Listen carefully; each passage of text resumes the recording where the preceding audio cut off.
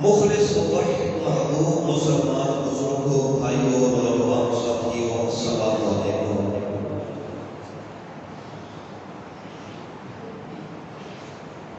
اللہ قدوس نے تمام انبیاء علیہ السلام کو اپنی پسند کے ساتھ انتخاب فرمایا ہے۔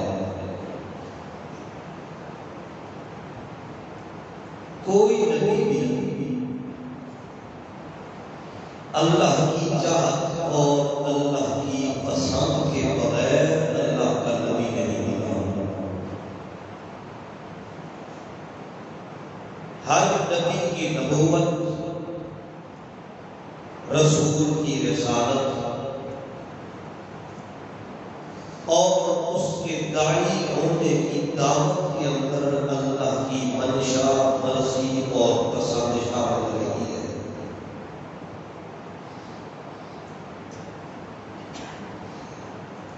اور بالخصوص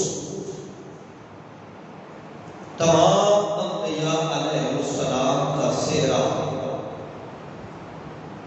تاج، امام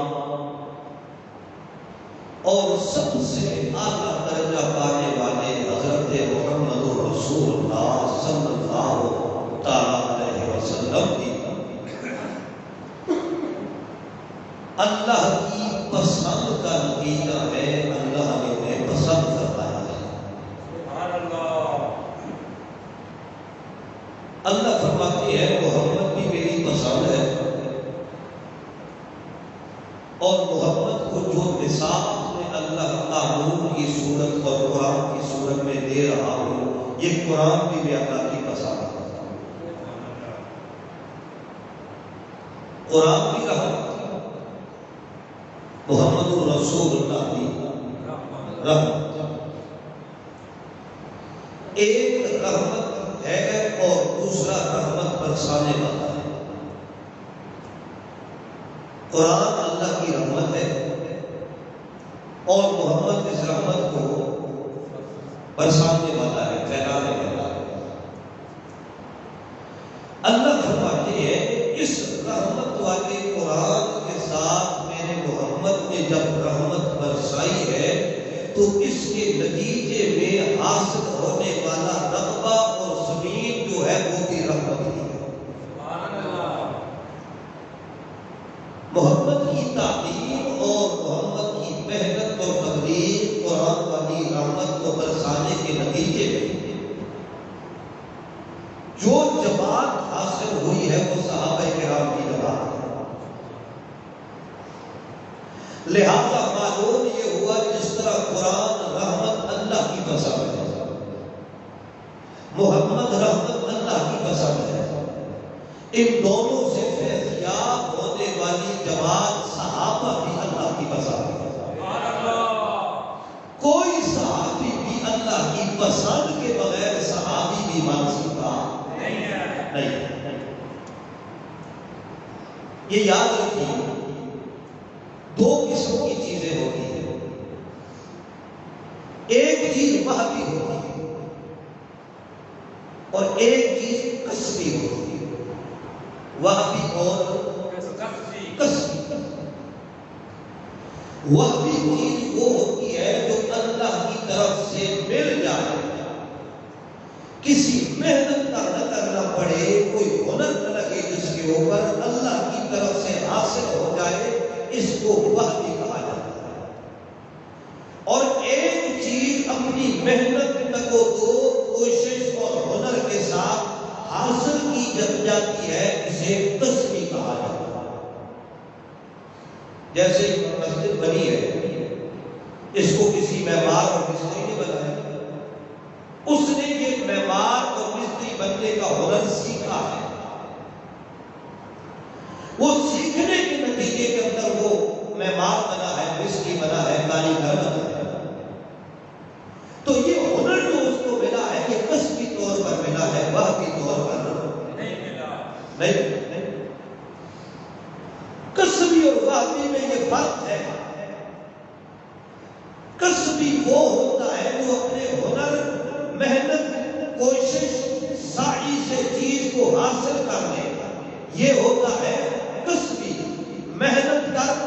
عالم بن، محنت کر قاری بن، محنت کر حافظ بن، محنت کر محدث بن، محنت کر مفسر بن، محنت کر خطیب بن، محنت کر وزیر بن، محنت کر مشیر بن، محنت کر انجینئر بن، محنت کر ڈاکٹر بن۔ یہ تمام عہدے اور شعبے کسبی ہیں، یہ محنت سے حاصل ہو سکتے ہیں، لیکن ایک چیز ہوتی ہے وہ بھی محنت کر کے یہ سارے کسبی عہدے حاصل کیے جا سکتے ہیں، لیکن محنت کر کے کوئی صحابی نہیں بن سکتا۔ محنت کر کے کوئی صحابی نہیں بن سکتا۔ یہ صحابیت کا منصب وہ بھی ہے، یہ کسبی نہیں ہے۔ کوئی صحابی اگر محنت کر کے کوئی صحابی بن سکتا، ابو جہل بھی صحابی بن لیتا۔ اگر محنت کر کے کوئی صحابی بن سکتا، ابو لہب بھی صحابی ہوتا۔ اگر محنت کر کے کوئی صحابی بن سکتا، عتبہ و شیبہ بھی صحابی ہوتے۔ اگر محنت کر کے کوئی صحابی بن سکتا، ابو طالب بھی صحابی ہوتا، عبد مناف صحابی ہوتا۔ لیکن معلوم یہ ہوا یہ صحابیت کا جو منصب ہے، صحابیت کا جو شعبہ ہے، صحابیت کا جو یہ امتیاز ہے، یہ وحی ہے، کسبی نہیں ہے۔ اللہ جسے چاہتا ہے اسے محبت کی صحابیت اور صحبت عطا فرماتا ہے، جسے اللہ نہ چاہے وہ صحابی بن سکتا نہیں ہے۔ یہ بات سمجھ آ گئی کہ صحابیت کا جو منصب ہے یہ وحی کسبی نہیں ہے۔ اللہ کے پیغمبر نے سب کو قرآن سنایا، لیکن جس کو اللہ نے چنا، جس کو اللہ نے چنا، وہ جیسے زمیندار دیکھتا ہے کہ اس رقبے کے اندر میں تھوڑی محنت کروں گا زیادہ پھل حاصل ہوگا، تو میں اس کھیت کے اندر، اس پیلی کے اندر، اس فلاں کھیت کے اندر میں بیج اگاتا ہوں تاکہ فصل اچھی ہو جائے۔ وہ پتھر پہ بیج نہیں پھینکتا، سڑک پہ نہیں پھینکتا، سیمنٹ پہ بیج نہیں پھینکتا، وہاں پہ پھینکتا ہے جس رقبے کو اس نے پسند کرتا ہے کہ اس رقبے سے مجھے فصل حاصل ہوتی ہے، جس رقبے سے امید فصل حاصل ہونے کی نہ ہو، وہاں پہ وہ زمیندار بیج کو پھینکتا نہیں ہے۔ اللہ فرماتے ہیں ثم اورثنا الکتاب الذین اصطفینا من عبادنا، میں اللہ نے ساری کائنات کے لوگوں پہ نظر دوڑائی ہے۔ اصطفینا من عبادنا، میں نے اپنی کتاب قرآن والے دین کے لیے اس رقبے کو اٹھایا ہے جس میں اللہ نے پسند کیا۔ اب قرآن کی بات بھی اس بندے کو پسند آتی ہے جس کے دل کے رقبے کو پسند کون کرے۔ آج اگر لوگ قرآن کی بات کے خلاف بولے تو آپ کو اس میں تعجب نہیں ہونا چاہیے، سیدھی سی بات ہے، اس کے دل کے رقبے کو اللہ نے پسند نہیں کیا۔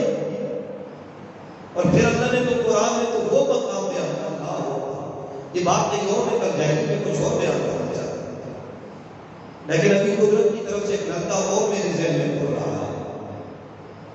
اللہ سورہ اعراف ہے 9واں پارہ، اور سورہ اعراف کے اندر اللہ نے 9ویں پارے میں ایک بات بیان فرمائی اپنی رحمت۔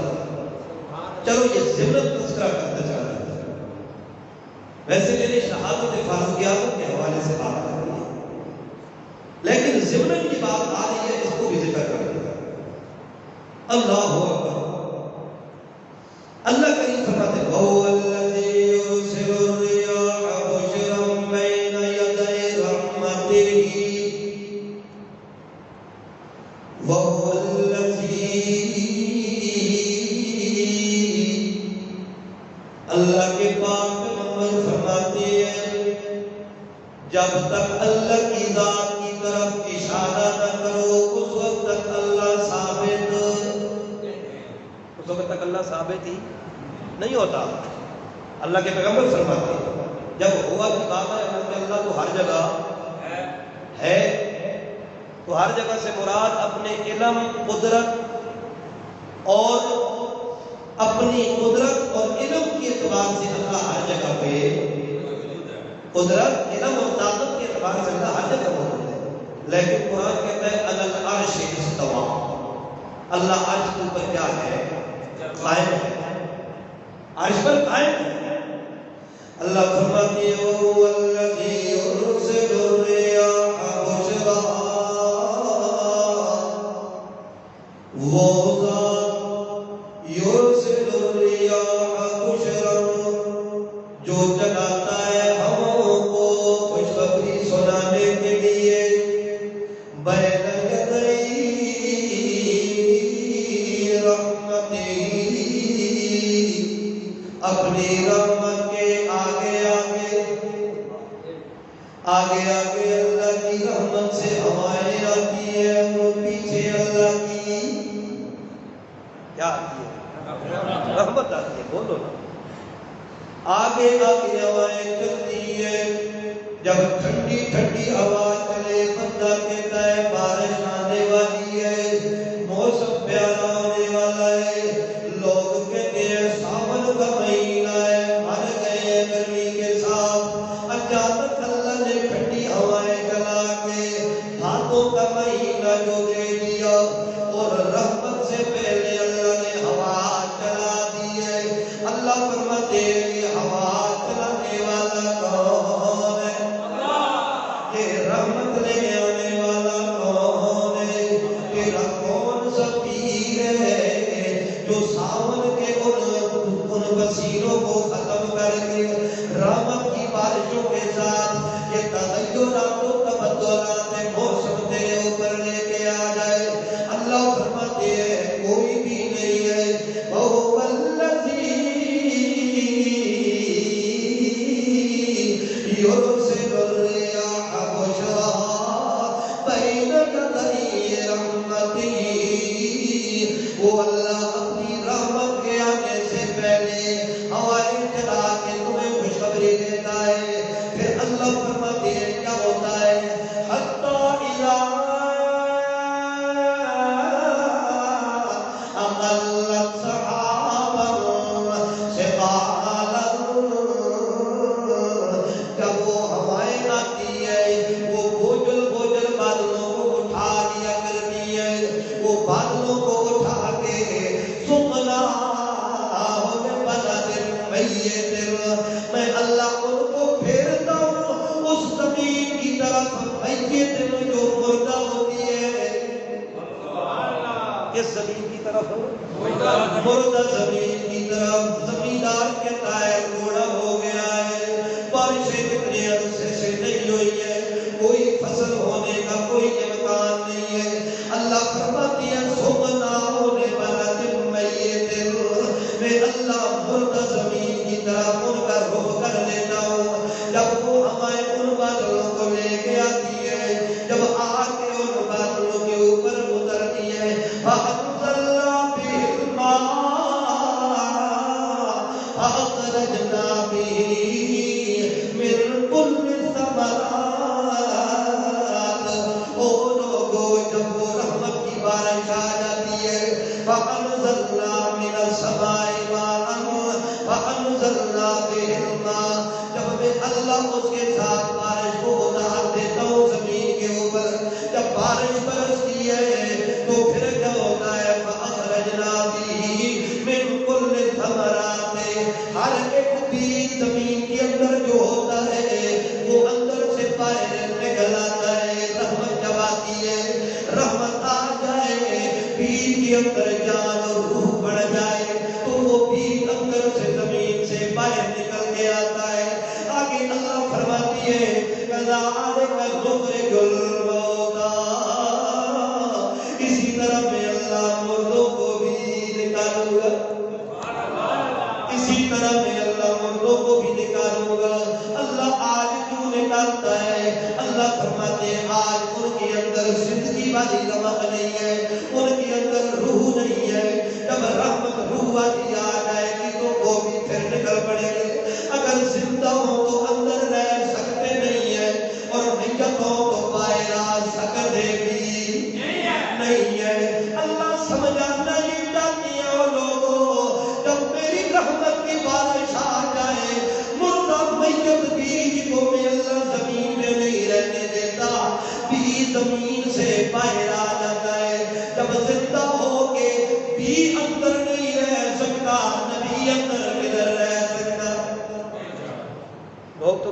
نبی زندہ ہے تو پھر بھی اندر ہے. نبی زندہ ہے پھر بھی اللہ فرماتے ہیں زندہ ہو جائے تو میں بیت کو بھی اندر رہنے دیتا, اور میرا نبی زندہ ہو تو اس کو میں اللہ اندر کی رہنے دیتا ہوں. نبی بھی زندہ ہوا تو پھر باہر ہوگا, اندر نہیں ہوگا. لیکن اللہ فرماتے ہیں خیال کرنا, توجہ کرنا ایمان والو, جب قرآن والی رحمت آ جائے, میں رقبے کی بات کر رہا تھا, دل والے رقبے کی, اللہ کریم فرماتی ہے جب قرآن والی رحمت آگے برستی ہے تو پھر کیا ہوتا ہے, وَالْبَلَدُ الطَّيِّبُ يَخْرُجُ نَبَاتُهُ بِإِذْنِ رَبِّهِ. جو ستھری زمین ہوتی ہے, پاک رقبہ ہوتا ہے. کیسی زمین؟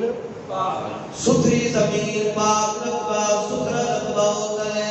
وَالْبَلَدُ الطَّيِّبُ, جو پاک زمین ہوتی ہے, دل کا رقبہ جس کا ستھرا ہوتا ہے, اللہ فرماتے ہیں یخرج نباتہ بإذن ربہ, اس زمین کے پودے بڑے صاف ہو کے باہر نکلتے ہیں, رب کے حکم سے اس زمین سے نکلتے ہیں. والذی خبث لا یخرج الا نکدا. او لوگوں, جو گندی زمین ہوتی ہے, لا یخرج الا نکدا, نہیں نکلتا اس زمین سے مگر ناقص ہی نکلتا ہے, بدبو ہی نکلتی ہے. جب والا نے رحمت ہوتی ہے, زمین سے پودے نکلتے ہیں, اور وہی باران جب ڈھیر میں بھر جائے, گندگی کے ڈھیر میں تو بدبو ہی اٹھتی ہے. ادھر سے کبھی خوشبو کا تصور بھی ہو سکتا نہیں ہے. اللہ فرماتے ہیں یہی مثال میرے قرآن والی رحمت کی ہے. میرے قرآن والی رحمت کن دلوں کے رقبوں کے اوپر پڑتی چلی جائے, جس کے دل کا رقبہ ستھرا ہوتا ہے, اس کے دل سے وہ خوشبو اٹھتی ہے, زبان سے بھی خوشبو والی باتیں نکلتی ہے, وہ خوش ہوتا ہے کہ قرآن کی بات ہو گئی ہے. اور جس کے دل کا رقبہ گندا ہو, اس کے سامنے قرآن کی آیت پڑھی جائے, اس کے سامنے اللہ کا قرآن پڑھا جائے, لا یخرج الا نکدا, اس کے دل والے رقبے سے گند ہی نکلتا ہے. زبان سے بھی قرآن والوں کو بھونکتا رہتا ہے, قلم سے بھی قرآن والوں کو بھونکتا رہتا ہے, نجی محفلوں میں بھی قرآن والوں کو بھونکتا رہتا ہے. ہر موقع پہ جب بھی اس کا داغ لگتا ہے, قرآن والوں کے خلاف مہم سازی کرتا ہے, قرآن والوں کے خلاف مہم جوئی کرتا ہے, اپنے کام کرتا رہتا ہے. لیکن اللہ فرماتی ہے میں اللہ نے جن لوگوں کو اپنے پیغمبر کی صحبت کے لیے چنا تھا, اپنے پیغمبر کی صحابیت کا انتخاب کیا تھا, ان لوگوں کے دل کے رقبے کو میں اللہ نے پسند کیا. ان کو بھی اللہ نے پسند کیا. قرآن بھی اللہ کی پسند, محمد بھی اللہ کی پسند, اور صحابہ بھی اللہ کی پسند. جس رحمت کو اللہ نے محمد کو دیا, وہ رحمت بھی اللہ کی پسند تھی, وہ محمد بھی اللہ کا پسند تھی, اور وہ محمد اور قرآن نے تعلیم دے کر, اصلاح کر کے, تربیت کر کے, جن لوگوں کو صحابہ کی جماعت کی صورت میں اللہ کے دربار میں کھڑا کیا ہے, وہ لوگ بھی اللہ کی پسند. اسی پسند کے حوالے سے یکم محرم الحرام کو خلیفہ ثانی لا ثانی سیدنا فاروق اعظم رضی اللہ تعالیٰ عنہ, ان کا یوم شہادت ہے. آج جو کہ یکم محرم ہے, اسی دن کو یکم محرم الحرام بدھ کا دن تھا. 10 سال 6 مہینے 24 دن حضرت فاروق اعظم رضی اللہ تعالیٰ عنہ کا دور خلافت رہا. 10 سال 6 مہینے اور 24 22 لاکھ مربع میل پر حکومت کی ہے حضرت فاروق اعظم. اور اسلامی تاریخ کا سب سے زیادہ علاقہ اور فتوحات حضرت فاروق اعظم اور اللہ کے پاک پیغمبر نے سن 5 ہجری کے اندر غزوہ خندق کے موقع پہ اللہ کے پاک پیغمبر نے فرمایا اوتیت مفاتیح الیمن اوتیت مفاتیح فارس اوتیت میں محمد دیا گیا ہوں شام یمن اور فارس کی فتوحات مجھے دی گئی ہیں. یہ فتوحات مجھے دی گئی ہیں. حالانکہ تاریخ گواہ ہے کہ اللہ کے پاک پیغمبر کے دور میں یہ علاقے فتح نہیں ہوئے تھے. یہ فتح نہیں ہوئے تھے. ان علاقوں کے اندر فتوحات اور مسلمانوں کا ان کے اوپر تسلط اور حکومت قائم ہوئی ہے دور فاروقی کے اندر. حضرت فاروق اعظم رضی اللہ تعالیٰ عنہ نے ان علاقوں کو فتح کیا.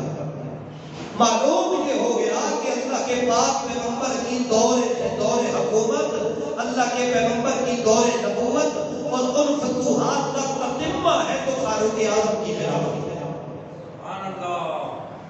حضرت فاروق اعظم رضی اللہ تعالیٰ عنہ کے دور میں یہ فتوحات ہوئی اور ایسے جلیل القدر صحابی تھے کہ اللہ کے پاک پیغمبر نے فرمایا وزیرین فی السماء میرے آسمان میں بھی 2 وزیر ہیں ووزیرین فی الارض اور زمین میں بھی میرے 2 وزیر ہیں. 2 مشیر 2 وزیر ہیں میرے. وزیرائی فی السماء جبریل و میکائیل میرے آسمان کے وزیر جبریل اور میکائیل ہیں. وزیرائی فی الارض ابو بکر و عمر اور زمین پہ میرے 2 وزیر ابو بکر اور عمر. اللہ کے پاک پیغمبر محمد رسول اللہ صلی اللہ علیہ وسلم ایک دور میں فرماتے ہیں لوگوں الصحابی کالنجوم فبأیہم اقتدیتم اہتدیتم. او لوگوں میرے صحابہ ستاروں کی مانند ہیں. میرے صحابہ ستاروں کی مانند ہیں. بأیہم اقتدیتم اہتدیتم ان میں سے جس کو بھی تم ہدایت کے لیے انتخاب کرو گے جس کی بھی اقتداء تم کرو گے اہتدیتم تم ہدایت پالو گے. پھر کچھ دور اور گزرتا ہے. اللہ کے پاک پیغمبر محمد رسول اللہ صلی اللہ علیہ وسلم فرماتی ہے او لوگوں من بعدی 12 خلیفۃ میرے بعد 12 خلیفے ہوں گے. میرے بعد کتنے خلیفے ہوں گے؟ 12 خلیفے ہوں گے. یہ عمر بن عبد العزیز تک آتی ہے تقریباً بلکہ ان سے بھی بعد مروان ابن ملک ان تک 12 خلیفے. حالانکہ پاک محدثین نے اس روایت کو قبول کیا. وہ کہتی ہیں من بعدی 12 خلیفہ میرے بعد 12 خلیفے ہوں گے. یہ اہل تشیع و رفع و رافض نے اپنے 12 اماموں کے لیے یہ روایت بنائی ہے. خیر بہرحال اگر اس نظر سے بھی دیکھا جائے پھر اللہ کے پاک پیغمبر نے کچھ دور کے بعد اور نچوڑ نکالا ہے اور الگ نکال کے 4 بوتلیں دی ہیں امت کو. اللہ کے پاک پیغمبر نے فرما دیا من یعش منکم من بعدی فسیرا اختلافا کثیرا. او لوگوں اگر تم میرے بعد زندہ رہے تو اگر تم بہت سا اختلاف میرے بعد دیکھو گے. میرے بعد میں اگر میرے بعد تم زندہ رہے تو تم دیکھو گے کثرت سے اختلاف ہوگا. فعلیکم تو لازم ہے تمہارے اوپر بسنتی و سنت الخلفاء الراشدین المہدیین. تمہاری اوپر میری اور میرے خلفاء راشدین کی سنت پہ عمل کرنا طریقے پہ عمل کرنا لازم ہے کہ تم اس کے اوپر عمل کرو. اللہ کے پاک پیغمبر نے 4 الگ کی بوتلیں نکالی. پھر جب موقع کچھ اور گزر گیا اللہ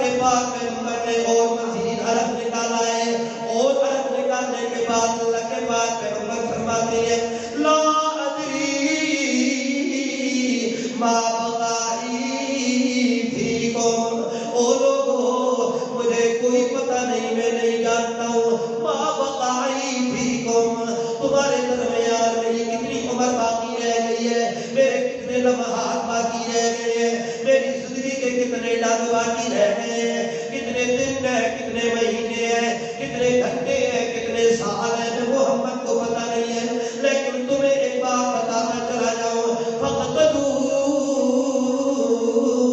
مِن بَعْدِي الَّذَيْنِ أَبَا بَكْرٍ وَعُمَرَ، تم میرے بعد ابو بکر اور عمر کی اقتدا کرنا، ابو بکر اور عمر کی بات کو ماننا۔ معلوم ہو گیا اللہ کے پاک پیغمبر نے اپنی زندگی کے اندر اپنے خلیفہ بلا فصل بنایا، پہلے صدیق کو بنایا، پھر فاروق کو بنایا۔ یہ منصوص مسئلہ ہے حضرت فاروق اعظم کی خلافت۔ اسی لیے حضرت صدیق اکبر رضی اللہ تعالیٰ عنہ نے اپنی زندگی کے اندر ہی حضرت فاروق اعظم کو خلیفہ مقرر کر دیا تھا۔ کیوں؟ اللہ کے پاک پیغمبر کا وہ اللہ کے پاک پیغمبر کا ارادہ، نیت، اور اللہ کے پاک پیغمبر کا وہ فرمان حضرت فاروق اعظم کے بارے میں اور اپنے بارے میں صدیق اکبر کے سامنے بطور نص موجود تھا کہ میرے بعد اگر خلیفہ ہے، صدیق کی خلافت اور امامت کو اللہ کے پیغمبر نے اپنی زندگی میں مقرر کر دیا، اپنے مسلح پہ کھڑا کر دیا۔ صدیق خلیفہ بلا فصل بنائے تو اللہ کے پاک پیغمبر نے بنایا، اور حضرت فاروق اعظم کو بنایا تو محمد کے حکم کے مطابق صدیق نے بنایا۔ اور جب حضرت فاروق اعظم رضی اللہ تعالیٰ عنہ کی شہادت ہوئی تو انہوں نے شہید ہونے یعنی موت واقع ہونے سے پہلے 6 آدمیوں کی شورا مقرر کی کہ یہ جو فیصلہ کریں گے خلیفہ کے بارے میں، ان کے مشورے کے مطابق اپنے خلیفہ کا انتخاب کریں۔ خیر بہرحال حضرت فاروق اعظم رضی اللہ تعالیٰ عنہ بہت جلیل القدر باروق شخصیت تھے، اسلام کو بہت بڑی تقویت ملی حضرت فاروق اعظم رضی اللہ تعالیٰ عنہ کی وجہ سے۔ اور یہ دعا و رسول ہے، اللہ کے پیغمبر کی دعا ہے۔ اللہ کے پاک پیغمبر نے دعا فرمائی، اللہم اعز الاسلام بأحد من العمرين بعمر بن الحشام بعمر بن الخطاب۔ اللہ مکے کی دھرتی پہ 2 عمریں، کتنے؟ 2 عمریں، ایک عمر بن حشام جسے لوگ ابو جہل کے نام سے جانتی ہیں، اور دوسرے عمر بن الخطاب ہیں۔ اللہ ان دونوں میں سے ایک کے ساتھ اسلام کو مزید عزت دے دے، اور دوسری روایت میں آتا ہے اللہم اید الاسلام بأحد من العمرین، اللہ اسلام کو مزید مضبوط کر کسی ایک عمر کے ساتھ۔ اللہ کی پاک پیغمبر نے جب دعا مانگی، دعا مانگنے کے بعد حضرت عمر بن الخطاب کو اللہ نے توفیق دی ہے، اور عمر بن خطاب کے دل کے رغبے کو اللہ نے قرآن والی رحمت کے لیے پسند کیا۔ قرآن والی رحمت کے لیے حضرت فاروق اعظم کے دل کے رغبے کو اللہ نے پسند کیا ہے کہ وہ فاروق اعظم ہے لا